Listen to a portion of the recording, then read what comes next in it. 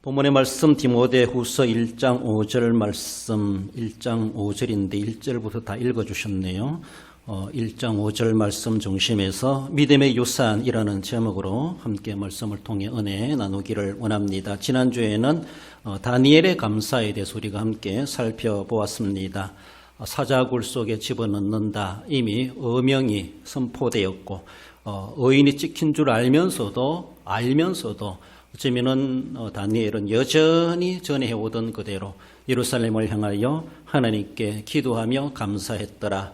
그리고 앞으로 일어날 일은 내가 이렇게 함으로 난 사자굴 속에 던져진다 알면서도 또 그렇게 기도했던 감사했던 것을 보고 상황이 다 끝났다 할지라도 여전히 그는 기도하며 감사하는 삶을 살아갔다라는 것을 우리가 함께 살펴보았습니다. 과거가 어떻든지 이미 시작된 것이 어떻든지 현재가 어떻든지 앞으로 일어날 일들이 어떻든지 우리는 늘 하나님을 떠나 살아갈 수 없고 뭔가 잠시 모면하고자 하나님 모른 채 살아갈 수가 없다라는 것을 다니엘의 믿음과 그의 대처에 관한 자세를 바라보며 우리가 함께 교훈을 받게 됐습니다. 오늘은 믿음의 유산이라는 제목인데 유산이란 말은 선조가 남긴 가치 있는 것이다. 이렇게 사전적인 의미를 말씀해 주십니다. 유산은 뭔가 귀한 것이죠. 가치가 있는 것이죠. 그러니까 유산이다라는 것이죠. 쉬운 말로 별것 아닌 걸 그 유산이라 말할 필요가 없지 않을까라고 볼 수 있는데, 그러므로 우리는 다 살아가면서 나의 후손들에게, 후배들에게, 자녀들에게 어떤 귀한 것을 남겨줄 것인가. 세상의 재산도 돈도 기업도 뭔가 땅덩어리도 많겠지만은 그러나 그것보다 우리가 정말로 이 세상에서도 써먹고 하늘에 가서도 유용한 그것은 바로 믿음밖에 없다라고 말할 수 있습니다. 믿음으로 가는 하나님의 나라이기 때문에 그래서 다른 아무리 재산들을 많이 남겨준다 할지라도 남겨준 재산 때문에 자녀들을 방탕할 수가 있습니다. 문제가 생길 수가 있습니다. 그러나 믿음을 남겨놓으면 믿음을 물려주면은 도리어 망해던 자식이 살아나게 되고 도리어 승리하게 되고 성공적인 인생으로 변할 수가 있다는, 중요하다는 것을 우리는 깨달아가면서 다른 것도 필요하겠지만 다른 것보다가도 정말로 나는 너에게 줄 것 없지만 내가 이 성경책을 너에게 넘겨준다. 내가 평생 믿은 예수님을 난 너에게 물려주고 싶다. 남겨주고 싶다. 정말로 부끄럼 없이 그 이름을, 예수님의 이름을, 내 믿음을 본받으라 라고 할 만큼 우리는 믿음을 남겨줬을 때 결코 그 아들은 하나님이 책임져 주심으로 망하지 않는다는 것을 우리는 소망을 갖게 됩니다. 오직 예수 그리스도의 신앙, 그것만이 믿음이다라는 것이죠. 세상에 많은 종교들이 있고 그들 나름 신앙을 가지고 있다고 하지만 다 우리는 인정할 수가 없습니다. 오직 예수 그리스도, 오직 예수님만이 우리의 믿음의 주가 되시고 내가 믿는 예수님, 너도 오직 다른 거 다 집어치우고 예수님만 믿고 예수님을 믿다가 삶을 살아가고 천국에서 만나자, 이렇게 당당하게 부끄럼 없이 말할 수 있어야 할 것입니다. 이런 믿음의 유산을 남겨가야 되는데 그렇게 믿음의 유산을 남겨온 오늘 본문의 말씀을 배경으로 볼 때 먼저는 믿음의 조모가 있었다라는 것을 말씀하죠. 디모데를 중심으로 이야기할 때 그렇게 말하게 됩니다. 이 믿음은 먼저 내 외조모 로이스 속에 있더니, 사도 바울은 디모데를 자신의 영적인 아들이다 그렇게 말합니다. 한마디로 자신의 친아들이 아니지만은 제자이기도 하죠. 그러면서 아들이다 이렇게 부릅니다. 그 아들이 세상 말로 좀 못돼먹은 아들이라면, 사람이라면은 아들로 삼겠습니까? 아는 채도 안 해죠. 별로 신경도 안 쓸 겁니다. 그러나 그가 정말로 내 아들 삼고 싶다라고 할 만큼, 내 후계자 삼고 싶다, 내 제자가 되기에 부끄럽지 않고 내 이름의 명예를 지켜갈 만한 정말로 그런 훌륭한 제자이다, 후배다라고 했을 때 그래서 아들이라 말할 수가 있습니다. 그렇잖아요. 우리가 혈통적인 아들은 아무리 망나니 같은 아들이라도 아들일 수밖에 없지만, 그러나 내가 다른 사람을 내 아들로 삼는다라고 하는 것은 그만한 이유가 있기 때문이다라고 말할 수가 있습니다. 디모데는 정말로 사도 바울이 볼 때에 정말로 그런 사람이었다는 것이죠. 내 아들로 내 이름을 명예롭게 할 수 있고 내가 믿는 예수 그리스도에 대한 믿음이 철저한, 사도 바울이 그렇게 강조하는 만큼 그를 계승해 갈 만한 후배로서 또한 그러한 사도 바울의 신학을 이어갈 만한 계승자로 합당한 사람이 아닌가. 그래서라도 사도 바울은 디모데를 아들로 그렇게 부르기를 결코 주저하지 않습니다. 그래서 그 디모데 신앙을 사도 바울은 오늘 본문에서 확신한다. 디모데 신앙을 그렇게 인정하는 그런 내용을 이야기하면서 과연 디모데 신앙이 어디에 뿌리를 하고 있는가? 그 혈통적인 조상들을 그렇게 살펴보면서 먼저 그의 외조모 로이스를 이야기하고 있다라는 것이죠. 디모데의 신앙은 어쩌면은 멀리도 볼 수 있겠지만 가까이 볼 때 그의 어머니가 있고 그 전에 외할머니 있었다라는 것을 사도 바울은 발견하게 되죠. 그러면서 그 외할머니를 이야기하면서 그것을 우리에게도 말씀해 줍니다. 지금 그 외할머니 로이스는 남다르거나 특별하지 않다 할지라도 사도 바울이 신학적인 신약의 신학적인 유대교의 신학이 아니라 기독교 신약의 신학적인 그런 관점에서 바라볼 때 이 디모데의 외할머니 로이스는 정말로 참 예수 그리스도를 영접하고 믿는 신약 교회의 모델적인 그런 인물이라는 것이죠. 그렇습니다. 구약의 유대교적인 관점이 아니라는 것이죠. 이제 사도 바울은 완전히 개종해가지고 기독교인이 돼가지고 사도가 되었습니다. 사도의 관점에서 그의 할머니 로이스를 바라볼 때에 정말로 신앙인으로서 본받을 만한 우리의 선배다. 그런 할머니시다라고 하는 것을 사도 바울이 인정하고 있습니다. 유대교의 율법주의자가 아니라는 겁니다. 지금 그전에는 그랬을지 모르지만은 어느 때인가 예수 그리스도의 죽으심과 부활을 그도 인정하고 사도 바울이 유대교에서 기독교로 개종하여 하나님의 사람으로 쓰임받는 것처럼 무명의 사람, 그 할머니, 외할머니, 지금 로이스도 언제쯤인지 모르지만은 그도 유대교인이겠지만 그러나 예수 그리스도의 죽으심과 부활과 성천과 재림을 믿는 그런 기독교 신앙이다라고 하는 것을 사도 바울은 인정하고 있습니다. 그렇습니다. 그 신앙이 얼마나 귀한 것인지 예수님은 이 땅에 우리를 위해서 메시아로 오셨고 그분은 죽으셨고 우리 모든 죄값을 다 치르셨다는 구속의 주가 되신다는 것을 믿고 있습니다. 사도 바울이 그것을 전하고 있지 않습니까? 그걸 전하는데 어쩌면은 이 로이스 디모데의 외할머니가 이미 그런 신앙을 가지고 있었다라는 것이 얼마나 귀한지. 그래서 그 믿음이 너에까지 지금 이루고 있다라고 하며 디모데의 신앙의 뿌리를 그렇게 잡고 있습니다. 어쩌면은 외할머니 그 이상의 조상들은 유대교인이었겠죠. 그래서 그건 거론하지 않는 것 같기도 하고 아마 외할머니 때부터 기독교 신앙이 시작되지 않았나. 그래서라도 외할머니를 거론하는 것을 볼 수가 있습니다. 당대 기독교인이라고 하는 것은요. 공개적으로 말을 한다든가 자신이 나도 기독교인이다 이렇게 남들에게 고백하고 공개하는 것은 상당히 위험한 시대입니다. 당대 유대교가 판도를 장악하고 있었고 종교적인 권력을 가지고 있었고 그래서 유대교인들은 기독교의 신흥종교요 이단이요 저것들은 다 없애버려야 돼 뿌리부터 뽑아야 돼 라고 하면서 기독교인들을 박해에 앞장섰던 사람들이 유대교인입니다. 똑같은 하나님을 섬기면서도 그들은 예수 그리스도를 인정하지 않습니다.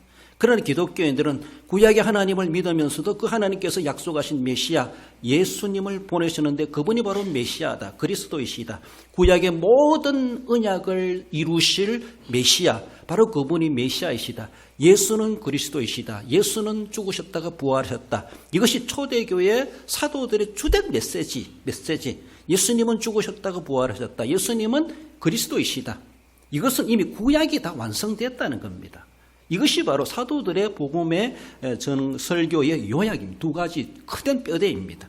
이것을 사도 바울이 나중에 예수님을 만나서 알고 깨닫지 않습니까? 이것을 전하니까 유대인들은 유대교가 이미 무너지는 것처럼 이런 모습에서 기독교인들을 핍박하고 그래서 사도 바울도 이전에 믿는 사람들을 잡아 죽이려고까지 하며 다메섹으로 그렇게 찾아갔던 그런 길들이 있었던 것을 볼 수가 있죠. 박해의 대상이 기독교인입니다. 그래서 나도 기독교인입니다. 드러내가지고 공개한다는 것은요 위험천만한 일입니다. 쫓김을 당하고 핍박을 당하고 협박을 당하고 더 나아가서는 감옥에 갇히고 매질을 당하고 그리고 죽임을 당할 수가 있습니다. 이런 일들까지 초대교회 시대는 일어났습니다. 살벌한 시대입니다. 그럼에도 불구하고 어쩌면은 그 외할머니 로이스는 어느 어떤 경로인지 모르지만은 예수 그리스도를 영접하고 믿는 기독교인이었다라는 것이죠. 그래서 이런 일들 가운데서도 그 할머니가 이렇게 믿음을 가졌다는 것이 얼마나 귀한 것인가. 그런데 그 믿음이 외할머니만 있는 것이 아니라 어머니를 거쳐서 디모데까지 이미 3대에 걸쳐서 신앙이 계승되고 있다라는 것을 말해주고 있습니다. 한마디로 할머니의 그 신앙을 사도 바울이 인정해주고 있어요. 사도 바울이 인정하고 있습니다. 사도 바울이 인정이라고 하는 것은 어쩌면은 예수님이 인정하는 것이나 다를 바가 없습니다. 사도 바울은 성경을 쓴 사람이잖아요. 그러잖아요. 사도 바울의 성경이 하나님의 계시의 말씀입니다. 당대는 계시 시대이기 때문에 사도 바울의 선언은 하나님의 선언이나 똑같아요. 사도 바울의 인정은 하나님의 인정이나 똑같아요. 그것처럼 외할머니 로이스는 그런 신앙의 사람이고 예수님께 인정받는 평신도 같이 보이지만은 사도들까지 이름 드러내고 그렇게 할 수 없는 그런 모습이지만 그러나 정말 신앙의 위인으로서 본받아갈 만한 그런 어른이시고 그 신앙을 지켜갔던 할머니의 모습을 떠올리고 있습니다. 어쩌면 그는 유대교인이었겠지만 어느 때인가 예수 그리스도를 알고 사도 바울처럼 개종해가지고 예수님을 믿는 사람이 되지 않았나라고 볼 수가 있습니다. 우리는 다른 것을 믿을 것이 아니라 진정한 오늘도 우리에게 구세주가 되시는 예수 그리스도를 알고 믿어야 할 것은 분명한 것입니다. 주변 사람들에게 어쩌면은 내가 어떤 사람인가, 내가 예수님을 믿는 사람으로서 사람들이 나를 무엇라고 생각하고 암시하고 인정할까라고 생각해 봅시다. 사도 바울이 로이스의 믿음을 인정하는 것처럼 디모데의 외할머니 그렇게 인정하고 칭찬하는 것처럼 사도 바울이 이 자리에 와가지고 우리의 신앙을 보면서 뭐라고 평가할까 우리는 생각해 볼 필요가 있습니다. 더 나아가서는 예수님의 평가라고도 말할 수가 있습니다. 그렇습니다. 난 지금까지 이 나이만큼은 믿었다고 믿었는데 주님은 과연 무엇이라 나를 향하여 말씀하실까? 라고 우리는 자기 스스로를 한번 느껴보고 생각해 볼 필요가 있습니다. 로이스처럼 그의 외할머니처럼 사도 바울이 인정할 만큼 그런 믿음이 내게는 있는가? 많은 허점들도 없잖아 있겠지만 그래도 한편으로 바라볼 때 참 본받을 만한 믿음의 어른이시다라고 할 만한 그런 것들이 우리에게 분명하게 있어야 됩니다. 우리가 살아온 날들보다 앞으로 믿어가 살아갈 날들이 길지 않다고 볼 수가 있습니다. 그럼 지금까지 주어진 기회가 그렇게 길고 많았는데 우리는 무엇을 해왔는가? 어떤 믿음의 발자취를 남겨왔는가? 그렇다면은 앞으로 내가 얼마나 살아갈지 모르지만 남은 기간 동안에 어떻게 내가 믿음의 발자취를 남겨가고 지금까지는 어떠했다 할지라도 앞으로 내 모습을 보며 주님이 나를 무엇이라 칭찬하게 할 것인가? 우리가 어쩌면 세상적인 모습 내가 하기 나름이다라고 볼 수가 있죠. 하나님 은혜이지만은 우리는 몸부림치고 그런 우리를 생각하며 주님 앞에 설 것을 생각해야 됩니다. 주변 사람들이 내게 뭐라 말할까? 주변 사람 다 벗어버리고 이제 다 할머니시잖아요. 우리 형들은 내가 집에서 그래도 할머니고 외할머니인데 내 외손주, 내 친손주들이 아들, 딸은 고사하고 손자들이 와가지고 손자가 와가지고 할머니 언제부터 예수 믿으셨어요? 할머니께 질문할 게 많아요. 할머니 은혜가 뭐예요? 하나님이 은사가 뭐예요? 은혜 받는다는 감격이 뭐예요? 그럼 언제 느껴봤어요? 하나님 예수 믿은 그런 재미난 이야기 좀 해주세요 라고 하면은 무슨 얘기 할 거예요? 내가 신앙생활 이 나이만큼 해온 것에 대해서 아이들에게 손자의 무릎 위에 앉혀놓고 어떤 말씀을 전해줄 수 있을까? 재미있게 듣던 말, 다니엘 이야기 이런 거 하겠지만은 내 신앙의 간정, 내가 이 나이 먹도록 신앙생활 해오면서 나는 하나님 앞에 하나님을 이렇게 만나보게 됐다. 나는 이런 은혜를 경험해 보게 됐다. 나는 어떤 그 눈물을 척척 흘려보게 됐다. 나는 정말로 문제가 있을 때 밤을 새며 금식하며 기도해 본 적이 있었다. 그랬을 때 하나님 내게 어떻게 평안을 주시고 응답해 주시고 그런 문제들을 그렇게 있었다 우리 집에 그런 일이 있었는 거 알지? 그때 내가 어떻게 기도했는지 아느냐? 그때 하나님 내게 어떻게 해결해 주는지 아느냐? 이런 것들을 실제 가정사에 대해서 나는 그때 어떤 역할을 했고 나는 어떻게 믿음의 자세로 그 문제를 대처하고 거기에 대해서 하나님 어떻게 내 기도를 응답해 주시고 또 우리 가정에 개입해 주셨는가, 내가 신앙에 경험한 것들을 손자를 무릎에 앉혀놓고 말해줄 수 있어야 되죠. 상경험입니다. 다른 사람 이야기는 그 흘러간 이야기 될 수가 있어요. 그러나 우리 할머니가 이야기해 주는 것은 그것은 실제예요. 사실이에요. 할머니가 거짓말하게 해서 손자 앞에서 아들한테는 거짓말해도 손자 앞에는 거짓말 못 하잖아요. 그러니까 그런 것들이 필요하다는 거예요. 지난 우리가 김기총 부흥회 때 갔을 때 강사 목사님 그러잖아요. 내게 베델이 있는가? 야곱은 사닥다리 하나님의 임하시는 것을 경험했고 하나님은 성을 들었고 여기가 하나님의 성전이 될 것입니다 라고 하며 서원까지 됐던 은혜 받은 장소가 있어요. 자손들을 데리고 그 데리러 와가지고 내가 여기서 하나님 만난 자리다, 은혜 받은 자리다, 하나님께 내가 서원했던 자리다, 기름 부으고 돌기둥을 세워놓고 내가 하나님 앞에 기도했던 자리다, 이렇게 그 현장적인 모습에서도 현장 체험하게 하고 내가 경험한 하나님을 너도 경험하라 라고 하며 알려줄 수 있어야 되죠. 그렇죠? 손자의 삶이 창창 대로가 열려있을 텐데 할머니로서 할아버지로서 나는 그들에게 어떤 길을 안내해주고 내가 살아온 인생만큼은 그들이 앞으로 살아가야 될 텐데 그 길을 어떻게 가게 할 것인가. 시행착오도 있었겠지만 그러나 은혜로운 것들도 있었을 것입니다.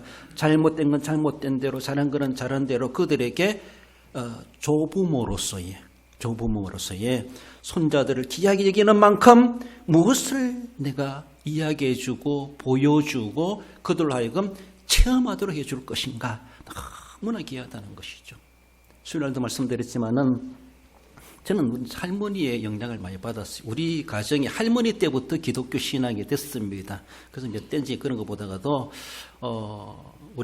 전에도 말씀드린 우리 할머니는 한쪽 가슴이 없어요. 한쪽만 가지고 6남매를 전목에 키웠어요. 그렇죠? 우리의 아버지 형제들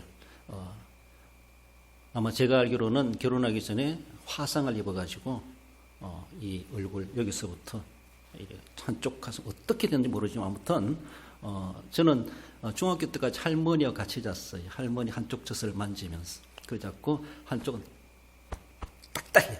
정말 가슴이 하나 없어요. 그런 할머니, 그런 여인이었다는 것이죠. 한스러운 삶을 살아갔죠. 맏아들 군대 보내놓고 사고로 죽었어요. 국립묘지에 묻었어요.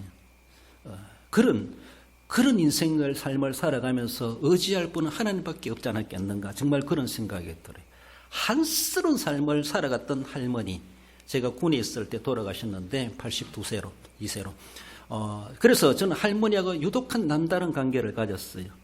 수요일날도 말씀드렸지만은 전 5남매의 두 번째로 태어났기 때문에 또 2살 아래 동생들이 막 태어나니까 넌 할머니 방에 가자라 이렇게 하니까 할머니하고 계속 그렇게 할머니 방에 많이 잡고 할머니를 따라다니고 우리는 문만 딱 열면 교회당이 보여요. 그래서 새벽에 할머니 나 깨워서 같이 가자고 이야기하면은 고이 자는 손자를 못 깨워요. 혼자 가세요.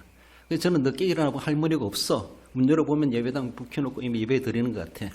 할머니 나 안 데려갔다고 얼마나 짜증내는지 몰라. 못 깨운대요. 고이자는 손자를 못 깨우겠다는. 그래서 저는 가고 싶은 거에 따라가는. 그래서 남반 여반 제일 앞자리에 앉아가지고 할머니 옆에 앉아가지고 말씀을 들었는지 뭐 좋은지 몰라 그런 경험들이 있어 어릴 때부터. 그러니까 할머니하고 가까이 지나다 보니까 저를 좋아해 주는 사람들이 고모들이에요. 고모님이 저를 얼마나 좋아하는지 몰라요. 할머니 좋아한다고 고모들이 좋아해요. 그래가지고 할머니 영향을 많이 받았습니다. 새벽 기도도 따라다니고 할머니가 한스러워하며 우는 것도 봤어요. 그렇죠? 군대 가서 사고로 죽은 큰아들을 생각하며 그리고 그 유복자는 아니지만 우리 대구에 있는 형님은 그 큰아들의 아들이잖아요. 아버지 엄마 얼굴도 잘 몰라. 어머니는 큰며느리는 애기 놔두고 가버렸어요. 제가 했어요. 그러니까 할머니가 키운 것이죠. 우리 어머니가 시집 오니까 대구 형님이 6살, 7살이랬대. 그래서 우리 아들처럼 우리 어머니 저희와 함께까지 키웠는데 우리 할머니는 그런 한이 있어요. 얼마나 한스러운지. 그러면서 할머니의 눈물도 많이 받고 할머니가 늘 교회를 의지하고 교회 가까이 있고 또 그러니까 할머니 영향을 많이 받았어요. 저는. 그런 모습 속에서 할머니 돌아가셨을 때 제가 가장 마음이 안 좋았죠. 어떻게 보면 고모들도 그렇지만은 그런 모습 속에서 할머니의 목소리를 내가 녹음하려고 많이 애를 쓰기도 하고, 내가 못 올 때는 할머니 생신 때 동생들에게 할머니 찬송하는 것을 녹음해 놓아라. 그래서 아이들이, 동생들이 녹음해 놓은 것도 장례식 때 틀어주기도 했고 그런 적이 있기도 합니다. 그 할머니의 영향이 저는 많이 받았다. 어쩌면 엄마하고 경험보다는 할머니의 경험이 많아요. 어린 시절에. 그래서 교회가 또 청리로 옮겨오면서도 할머니 자전거 뒤에 태가지고 내가 교회로 모시고, 그 당시에는 오토바이도 없고 차도 없잖아요. 그러니까 할머니를 자전거에 뒤에 태가지고 교회로 내가 모시고 오고 또 마치마 모셔드리고 이렇게 했던 군에 가기 전에 시절, 그런 시절 할머니에게 영향이 있었다는 것이죠. 우리 할머니는 소학교도 나오지 못한 분이시지만은 글을 알아요. 그래가지고 성경을 일독했다고 교회에서 상도 주기도 했어요. 물론 1년만 읽는 건 아니고 평생 읽은 것이 한독이죠. 그런 모습인데 늘 찬송하면서도 할머니가 불렀던 찬송, 곡은 틀려도 옛날 할머니들이 부르는 그 억양, 그런 모습들 늘 찬송 부르다 보면 그때 할머니가 불렀던 찬송의 그 뭐라 할까요? 음열, 그것이 떠올라요. 할머니 이 곡을 이렇게 불렀지라고 하는 것이 남아있어요. 기전에. 그쵸? 이런 것들이 알게 모르게 많은 영향이 있다는 거죠. 물론 커가면서 신앙적인 배경에서 살고 태어나다 보니까 모태신앙이다 보니까 다른 영향도 있겠지만은 할머니의 믿음의 유산이 내게도 어느 정도 자리 잡고 있다는 그런 믿음의 할머니를 만난 것들은 참으로 저는 감사하게 여깁니다. 그렇습니다. 그러므로 할머니, 우리 손자들이 내게 와서 할머니라고 물었을 때 나는 무엇이라 말할 수 있을까? 할머니에게 대해서 하나님은 어떤 분이에요? 물은다면은 뭐라고 말할 거예요? 할머니에게서 교회는 어떤 곳이에요? 교회는 무엇이라고 생각하세요? 묻는다면은. 할머니는 지금까지 하나님 어떤 분으로 알고 믿어오셨어요? 묻는다면은 뭐라고 말할 거예요? 그쵸? 더 깊게 나가면은 삼위일체 하나님이 뭐예요? 아이들은 주일학교에서 그 소리 들어요. 할머니한테 물을 수 있어요. 삼위 하나님이 무엇이에요? 묻는다면 신학적인 내용이지만은 아이들은 그 용어를 주일학교에서 들어가지고 더 자세히 알고 싶어가 집에 가서 할머니한테 묻는다면은 할머니는 답해 줄 수 있어야 돼요. 그렇잖아요? 먼저 믿는 사람이고 먼저 아는 사람이기 때문에 교회가 무엇이고 성경이 무엇이고 신앙이 무엇이고 주일이 무엇이고 예배가 무엇이고 은혜가 어떤 것이고 예수님을 믿는다는 것이 어떤 것이고 예수님을 만난다는 것이 어떤 것이고 성령이 어떤 것이고 이런 것들을 우리가 내 경험한 대로 정말로 신학적이고 성경적이고 조금 그래 깊이 아니라 할지라도 내가 경험한 그대로를 실제로 그들에게 들려줄 수 있어야 되고 가르쳐 줄 수 있어야 된다는 것이죠. 난 이 정도 알고 있다. 그러니까 좀 더 깊은 것은 교회 가서 선생님한테, 목사님한테 물어보라 하면서 이래 할 수도 있죠. 그럼 어느 정도는 내가 신앙생활을 해왔기 때문에 엉뚱한 거 뭐 미분, 적분 묻는 게 아니잖아요. 태양이 어떻고 뭐 우주가 어떻고 이런 거 묻는 게 아니잖아요. 일평생 우리가 보았던, 들어왔던 내용들을 아이들이 주일학교에서 그 용어를 배워가지고 물어요. 묻는다면은 우리는 답해 줄 수 있어야 되죠. 진정한 교사는 집의 부모입니다. 믿음의 조모로서 그 믿음이 디모데가 되게 했다는 것이죠. 신명기 32장 7절에 내 어른들에게 물어라 그들이 내게 말하리로다. 어른들에게 묻는데 그들이 말할 것이 없으면은 죄송해요. 어른이라 할 수 없습니다. 어른이니까 어른들에게 묻는데 소자들이 묻는데 그러면은 어른 되시는 분은 어른답게 답할 게 있어야 되고 말하리로다. 말해줄 수 있어야 됩니다. 어쩌면은 로이스 그 외할머니는 그의 손자 디모데에게 무엇인가 이렇게 말해 줄 것이 있었지 않았겠는가 그렇게 볼 수가 있습니다. 나아가서 믿음의 유산은 믿음의 모친 어머니가 있었음을 말씀하죠. 이 믿음은 내 어머니 유니게 속에 있더니 디모데의 어머니 유니게는 유대인이면서도 헬라인과 결혼했습니다. 이런 일들 사도행전 16장 1절에 보면은 바울이 더베와 누스드라에도 이름에 거기 디모데라 하는 제자가 있으니 그 어머니는 믿는 유대 여자요 아버지는 헬라인이라 이렇게 말합니다. 헬라인, 헬라 알렉산더, 헬라 제국이 있죠. 헬라 제국이 로마에 정복당하죠. 그래서 헬라 제국이 지구상에서 없어지고 로마가 장악을 합니다. 그 나라 로마가 가이사 로마가 장악하면서 헬라인이라고 하는 사람들은 남아있잖아요. 그리고 그들이 쓰는 헬라어, 언어가, 문화가 남아있잖아요. 그래서 로마가 헬라인들을 다 로마인으로 복속시키고 그리고 그들이 쓰는 언어라든가 문화들 좋은 것이니까 다 사장시키지 아니하고 로마의 문화로 받아들입니다. 그래서 로마가 다스리는 신약시대는 헬라어를 성경을 쓰게 되죠. 헬라어를 공식으로 쓰게 되죠. 그만큼 어쩌면은 헬라 제국이 좋은 것이 있었고 또 로마도 자기들이 정복한 나라지만은 그들의 좋은 것들을 자기들의 것으로 받아들이는 참 신사적인 로마이다. 그런 모습에서 볼 수가 있습니다.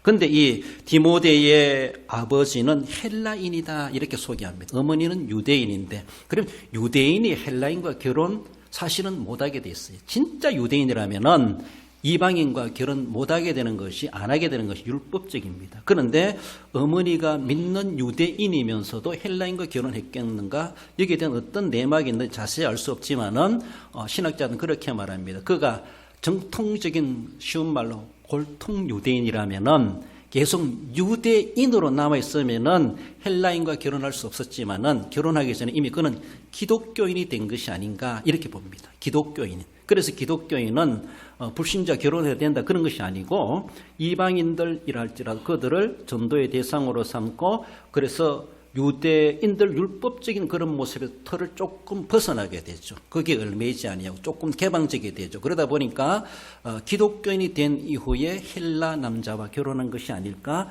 그렇게 추정하고 좋게 해석하고 있습니다. 아무튼 사도행전 16장에서는 어머니는 유대인이요 아버지는 헬라인이다. 국제 결혼을 했다는 것이죠. 이런 모습 속에서 디모데가 많이 어릴 때 친구들에게 갈시를 받기도 하지 않았겠는가라고 볼 수 있는데 그는 외할머니와 어머니의 신앙을 잘 전수받아 가지고 아름답게 그가 빗나가지 아니하고 잘 자라난 디모데의 그 모습을 사도 바울이 칭찬해 주는 것을 볼 수 있습니다. 이렇게 헬라 나라가 망했지만 헬라 사람들이 그 시대에 로마 사람으로 복속돼 가지고 살아가면서 뿐만 아니라 유대 지역에까지도 유대인들 헬라 사람들이 들어와 가지고 지금 조금 섞여지는 그런 모습들이 없잖아 있었다라고 볼 수가 있고 사도 바울이 복음을 전하면서 헬라인들을 상당히 친밀하게 대합니다. 유대인들에게 복음을 전하면은 핍박을 당해요. 안 들어요. 안 받아요. 그러니까 사도 바울은 헬라인들을 접근해 가지고 헬라인들에게 복음을 전하는 일들을 많이 해갑니다. 그 사도 바울이 사도행전 21장에 오해를 받은 것이 있어요. 헬라인을 성전에 데리고 왔다. 이 말로 해가지고 성전을 못 오겠다. 이방인이 성전에 들어올 수 없는데 이방인을 데리고 즉 헬라인을 데리고 성전에 들어왔다 해가지고 유대인들의 많은 공격을 받습니다. 사실 실제로 성전에 데리고 온 것은 아닌데 아마 성전에 가까이 있는 것을 보고 그렇게 이용해가지고 사도 바울을 잡으려고 하는 것이 아닌가 할 정도로 사도 바울은 헬라인들을 복음의 대상자로 전도의 대상 아주 친하게 지냈습니다. 그래서 이방인이지만은 그들에게 복음을 전하는 중요한 대상자들로 삼아갔던 것을 볼 수가 있죠. 그래 이런 모습 속에서 바라볼 때 그 당시 헬라인들이 많이 주변에 있었다고 하는 것을 볼 수가 있고 그의 어머니도 헬라인과 결혼해서 디모데를 낳았다 이렇게 말씀해주고 있습니다. 어쩌면 한편에서는 그 어머니가 국제결혼한 그런 모습에서 약점을 가진 여인이다 이렇게도 볼 수가 있습니다. 남들에게 또한 여러 가지 오해나 핀잔을 받을 만한 그런 일들이 이미 결혼으로서부터 이루어지는 일이 있었지만은 그러나 그 어머니는 그 어머니 친정 어머니의 신앙을 개성했는지 모르지만은 예수 그리스도를 영접하는 믿음의 사람이 되었다라는 것이 사도 바울이 오늘 본문에서 말해주는 결론입니다. 그렇습니다. 그 앞에 그 삶이 어떠했던지 간에 쉬운 말로 불신결혼했다 할지라도 지금에 와서는 정말로 믿음의 가정을 이루어가는 신실한 디모데의 어머니다, 유니게이다 라고 하는 것을 소개해 주고 있습니다. 이런 모습 속에서 자기 아들 디모데밖에 없었는지 모르지만 아들 디모데를 잘 키운 그 어머니 유니게이다라는 것이죠. 외할머니의 신앙이 딸에게 임하고 그 딸의 신앙이 아들에게 디모데에까지 잘 3대에 걸쳐서 이어져 온 것을 사도 바울이 극찬하고 있습니다. 인정하고 있고 칭찬하고 있습니다. 얼마나 귀한지 몰라요. 결코 거짓없는 믿음을 간직한 디모데의 어머니 유니게이다. 거짓없는 믿음이다. 이렇게 거짓없는 믿음. 언제부터 그가 예수 그리스도를 믿었는지 우리가 말해볼 때 이미 이방인과 결혼한 불신 결혼했는데 이렇게 단정할 수 있겠지만은 아무튼 지금에 와서 사도 바울에게 인정받는 것은 거짓없는 믿음을 가진 모친이다. 디모데의 어머니다. 이렇게라는 것이죠. 과거는 좀 그런 것들이 있다 할지라도 지금에 와서는 정말 하나님 앞에 온전하게 믿음을 지켜간 신약 그리스도인으로서의 그 신앙을 잘 지켜가는 정말 아름다운 믿음의 가정으로 변모해가는 그런 모습, 그 가정을 이루어가는 디모데의 어머니 유니게를 말씀해 주고 있습니다. 그러니까 외할머니가 볼 때도 자기 딸이 그 신앙을 잘 이어가고 있고 그리고 또 그 딸의 신앙이 아들, 손자 디모데에게 잘 이어가는 것을 바라볼 때 서로가 얼마나 귀하게 여기겠습니까? 할머니도 어머니의 신앙을 인정하고 어머니도 친정어머니 신앙을 인정하고 서로가 인정하고 그리고 할머니가 손자의 신앙도 인정하고 어머니가 자기 아들 디모데 신앙도 인정하고 디모데도 우리 할머니 자랑하고 우리 어머니 자랑하고 그렇잖아요. 그 믿음이 내게도 임하고 있다. 그리고 제3자적인 입장에 디모데가 옆에서 볼 때도 그래 맞다. 너의 외할머니도 신앙이 좋고 너희 어머니도 신앙이 좋고 그 믿음이 너에게까지 임하고 있다. 이렇게 사도 바울이 인정해주고 그리고 디모데가 다 배우지 못한 것들 이제 사도 바울이 도와줘가지고 사도 바울의 후계자가 될 만큼 그렇게 그가 커가게 되고 나중에 에베소 교회를 담임하는 그런 목회자 그런 사역자를 감당해 가는 것을 볼 수가 있습니다. 여러분들 우리도 한편에서는 가정의 한 어머니라고 볼 수가 있는데 그 내가 어머니로서의 내 딸이 우리 엄마 신앙은 나는 인정해 줄 수 있어. 그런 말씀 들어봤습니까?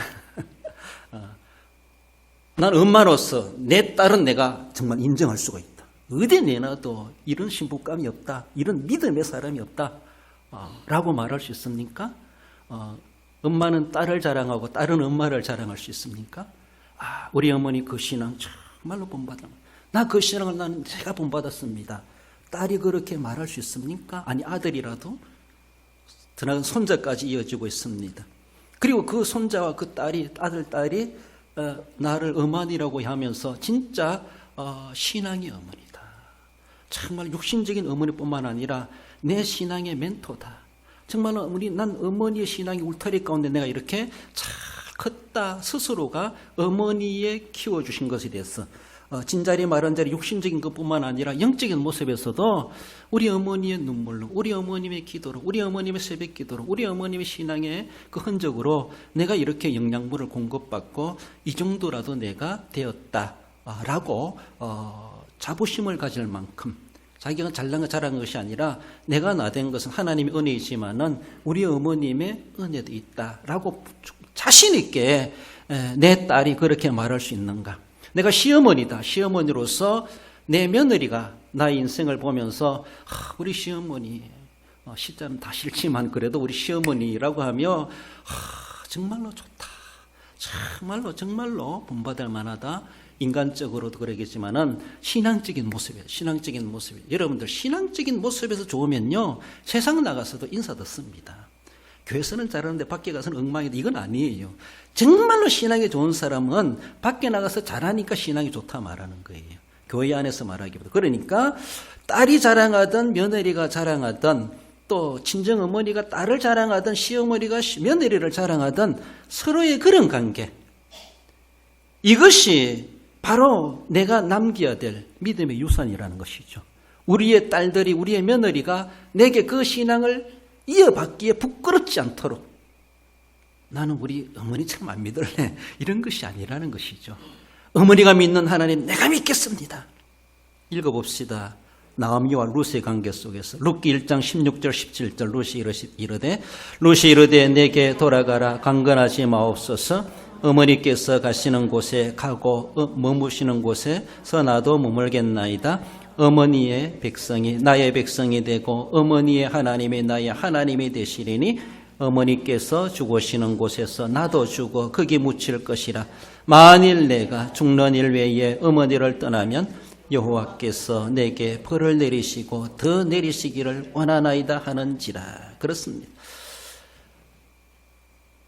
룻도 참 대단한 여인이지만요, 나오미가 어떻게 했으면 룻이 이렇게까지 따라갈 수가 있었고 이렇게까지 인생을 맡길, 청천가부 외할머니, 그 할머니, 시어머니한테 맡길 수가 있습니까? 하나님의 섭리하심이겠지만은 인간적으로 바라보면 도저히 우리가 계산이 안 나고 이해가 안 되는 상황이에요. 그렇지만은 그러면은 나오미가 어떻게 룻에게 영향을 끼쳤을까? 룻은 어떤 눈으로 자기 시어머니를 봤길래 이렇게까지 자신의 인생을 맡기는가 시어머니한테 라고 할 만큼 다시 한 내용은 알 수 없지만은 한이 많은 나오미였는데 남편 보내고 아들들 먼저 보내고 가부서에 겨부 둘이 남아가지고 이런 모습에서 어쩌면은 이렇게 무너지는 가정을 하나님께서는 두 가부가 가정을 세워가지고 예수님의 혈통을 이어가는 정말로 귀한 가정으로 재탄생하지 않습니까? 거기에 시어머니와 며느리와 관계가 있었다는 것이죠. 그렇습니다. 내 며느리가 룻과 같은 며느리인가? 우리의 시어머니가 나오미 같은 시어머니인가? 우리 생각해 봅시다.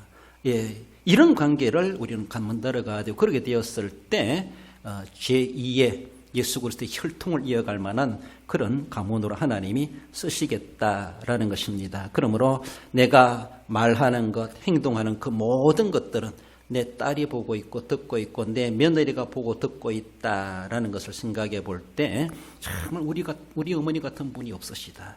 우리 친정어머니, 우리 시어머니 같은 분이 없으시다라고 할 만큼 우리는 그런 믿음에 영향을 끼쳐가야 할 것입니다.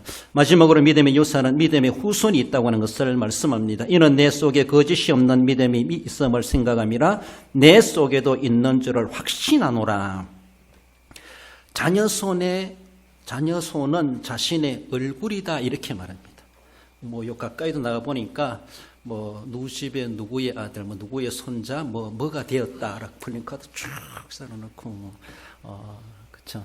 어느 동네 가면요, 하나의 사건을 가지고 현수막이 3개가 걸려있대요. 뭔가 하면은, 누구 집에 손자가 태어났다, 아기가 태어났다라고, 요새 아기 태어난 울음소리가 그렇게 희귀하다 보니까, 면사무소에서도 하나 걸어주고, 아동복지에서도 하나 걸어주고, 어디에서도 걸어주고, 아기 하나 태어나니까 3군데에서 현수막을 걸어주더라는 거예요. 그만큼 기쁘다 부지오셨네 라고 할 만큼 온 동네가 온 단체가 좋아하더라는 거예요. 이제 그런 시대가 되어버렸어요. 그것이 아니지만은 또 가까이 가면 우리 누구가 뭐가 고시 합격했다더라, 어느 학교 들어갔다더라, 어디 취업했다더라, 뭔가 승진했다더라, 그 앞에 누구의 아들, 누집 아들 이런 것들이 있어요. 손자 때문에 내일은 플랜카드 한번 걸어본 적 있습니까? 손녀 때문에 있을 수 있겠죠. 잘 둔 후손이죠. 잘 둔 아들이고 손자이죠. 그 아들 때문에, 손자 때문에 내 이름까지도 신문에 나게 되고 방송을 타게 되는 이런 모습이 될 수가 있죠. 손자, 아들들 덕보겠다라는 것이 아니라 내가 정말로 내 거울과도 같은 내 아들, 딸들, 내 손자, 손녀들을 내가 어떻게 기르고 있는가를 생각해야 되죠. 심고 뿌리고 가르치고 양육하는 것은 결국은 내가 행한 대로 열매로 맺혀지게 되어져 있습니다. 다른 것으로는 부자가 될지라도 적어도 내가 평생 목숨을 걸고 밀었던 예수님에 대한 신앙만큼은 남들에게 뒤집지 않는 세상에서 영웅이 되도록 정말 뛰어난 믿음의 사람이 되도록 키워내야 되죠. 그렇죠? 내가 아들에게 학교에 다 못떠가지고 높은 공부 다 못하게 하고 할 수 없게 되고 어릴 때부터 돈벌이 내보내고 이럴 수밖에 없는 그런 처지가 되겠지만 그러하지만은 믿음만큼은 상황이 가정이 경제가 어떻다 할지라도 믿음만큼은 남들에게 뒤지지 않는 믿음 좋다고 플랜카드 걸어주는 건 없지만은 하나님이 인정해 주시는 그런 열매로 정말 우리가 키워갈 수 있어야 되지 않겠는가. 마태복음 7장 20절에 열매로 알리라. 내가 심고 뿌리고 가르치고 양육한 것은 결국은 내가 뿌린 대로, 거름 준 대로, 물 준 대로, 키운 대로 열매로 알리라. 열매가 드러나게 되어져 있습니다. 내 자식을 보면서 나를 봐야 돼. 서로가 거울이다 이렇게 말하죠. 열매로 알리라. 늘 말씀드리는 만모, 무생, 영료, 질커, 양평. 그러니까 맛도 좋고 모양도 좋고 무게도 좋고 색깔도 좋고 영양가도 좋고 유전자도 좋고 질도 좋고 크기도 좋고 값도 좋아. 어디 가도 이거는 1등품이 특품. 그런 열매로 알리라. 내 자식은 내 자식이니까 발에 안 들고 좋은 것이 아니라 어디에 내놔도 미국 가도 이런 거 없다라고 할 만큼 열매로 알리라. 내가 그렇게 기도의 눈물로 키우는 우리 자식들. 세상적인 지식으로는 몰라도 하나님 나라의 믿음으로 말미암아 믿음으로 보면은 어디 가도 목사하라 해도 선교사하라 해도 얼마든지 할 수 있다. 그게 다가 아니지만은 하나님 앞에 부끄럽지 않는 열매를 보여줄 수 있어야 되죠. 부모와 자녀는 서로의 거울 관계다 이렇게 말해요. 우리가 저도 이거 가져온 것은 제가 얼굴 보려고 가져온 거예요. 이따가 비틀어졌는가 뭐가 있는가 수시로 보는데 내가 흙 묻은 손으로 거울을 쑥 닦고 이렇게 보면은 제대로 보입니까? 내 손이 더러운데 아무리 거울을 닦아봐도 더럽게 보일 수밖에 없어요. 우리 자식은 내 거울입니다. 내가 깨끗한 손으로 자녀를 키우면 아이는 깨끗하게 되어져 있어. 내가 연탄가루 묻혀가지고 아이 얼굴을 쭉 닦아봐요. 그러면 아이는 시커멓게 보일 수밖에 없습니다. 그러니까 내가 닦기 나름이라. 내가 어떤 손으로 아이를 닦고 내가 어떤 손으로 키우고 어떤 손으로 내가 진자리 마른 자리 갈아니고 있는가. 내가 어떤 마음으로 어떤 말로 어떤 사고로 어떤 신앙으로 어떤 신앙관으로 어떤 생활로 아이들을 내가 닦고 있는가. 아이는 닦아준 거울을 닦는 거나 똑같아요. 기르는 것은. 내가 거룩한 마음 가지고 내 신앙의 본심을 가지고 그렇게 닦아야 되지.